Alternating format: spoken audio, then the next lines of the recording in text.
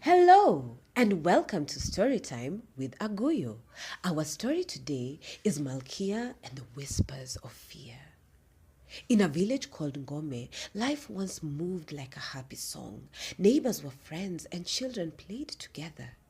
Then a sickness came. It made people thin and tired. It made others weak, and some even died. But the worst thing the sickness brought was not pain, it was fear. Fear crept into the village like an unwelcome thief. It whispered that anyone with a sickness was already finished. It said only bad people caught the sickness. Soon, people stopped talking, touching, or even sitting near anyone who was sick. Among them was a woman named Malkia. Malkia lived with her daughter, whose bright brown eyes saw everything.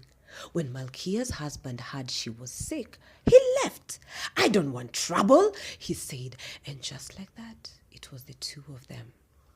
Malkia stayed indoors most days, lonely and ashamed. She wished things were different. She wished she was healthy again, that their life could be normal. She wished Ngome was a place where no one was pushed away for being sick. But changing the whole village? That felt impossible, especially for her. In Ngome, people believed leaders were strong men with loud voices. A sick woman was not strong.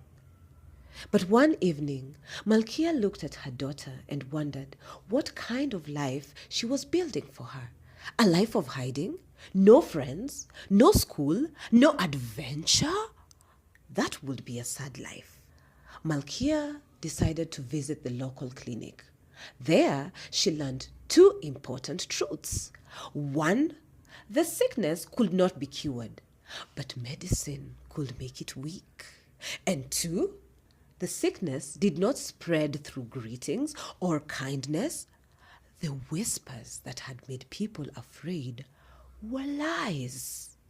Malkia took the medicine and slowly grew stronger. But the village people still pushed her away. They stepped aside when she passed. She was not the only one. There were other women hiding behind their doors. Like Malkia, they hated the sickness for ruining their lives. They felt lonely and alone. They began meeting quietly to support each other. They shared tea, they shared tears, and they shared stories. The women realized something. The sickness was not controlling their lives. Fear was. Malkia and the Whispers of Fear. They were strong women, but they had become victims of fear. They made a plan. It was time to stop hiding. They would walk through the village and share the real truth about the sickness. Silence the whispers of fear. They made bright, beautiful beaded bracelets to give to anyone who would talk to them.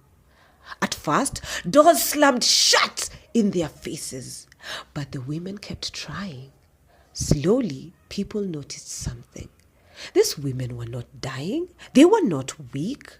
They were working, raising children, and caring for others.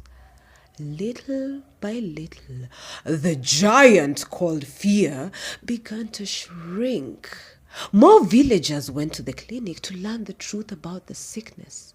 The bracelets even spread beyond Ngome, and the women opened a small shop where anyone could ask questions and share tea.